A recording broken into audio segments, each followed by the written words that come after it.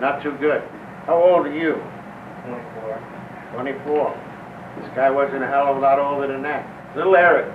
I used to be, before I came up here, active in AA in San Francisco. And one time I was the secretary of the Saturday night group that used to meet on Clay and Van Ness. But in those days it was generally considered one of the larger speaker-type meetings in San Francisco area. And as a secretary, I had a lot of responsibilities. I'd have coffee makers and cake people and all that. And we used to run a good meeting there. The guy that set up the chairs, a little guy by the name of Eric, who eventually got to be very embarrassing to me. He sort of put me up on a pedestal. And he was always getting drunk. He'd stay sober for a week, then he'd get drunk for a week, then he'd get sober, then he'd get drunk. And people would try to help him, and he'd say, you people in San Francisco, you don't know what the hell AA is all about. I can't get sober here, you're a bunch of this, a bunch of assholes and all that, you know.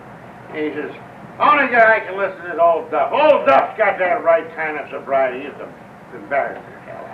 You son of a bitch, I should be back there in that street with old Duff. Old Duff knew about it on the street. And one night I got so goddamn mad at him, and I carried a guilt over this for a long time.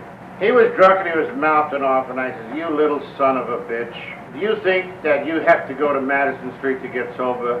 He said, yeah, goddamn right, Duff. I want to get it where you got it. I said, well, you're going to start tonight, because I'm going to put you on a friggin' bus and send you back to Chicago. If that's what we got to do, if you got to go back there and find out what the hell, that it's the same thing there as it is here, then go ahead and I'm going to pay for it. And I took him down to the old Continental Trailways bus station on 4th Street, and I put him on a non-refundable ticket to Chicago. And I said, go on back there and see how you make out. Now that was about September. And of course September here, it's like summer, and I wasn't really thinking too good.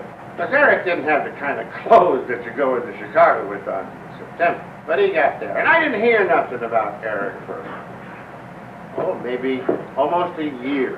And then one night I had become secretary of another group in another part of San Francisco, and I finished out my commitment down on Clay Street.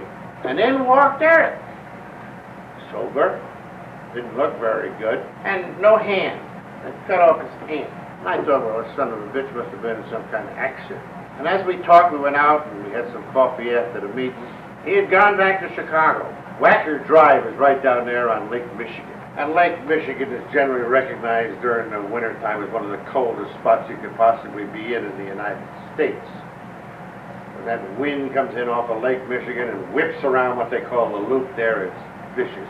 It's almost like snapping a bull whip. I have walked that street sometimes, and it gets so cold when you walk into the wind that you can't breathe. You have to turn around and walk back.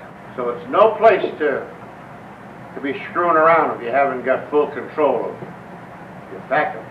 And Madison Street, Chicago Skid Row, runs pretty well into Wacker Drive.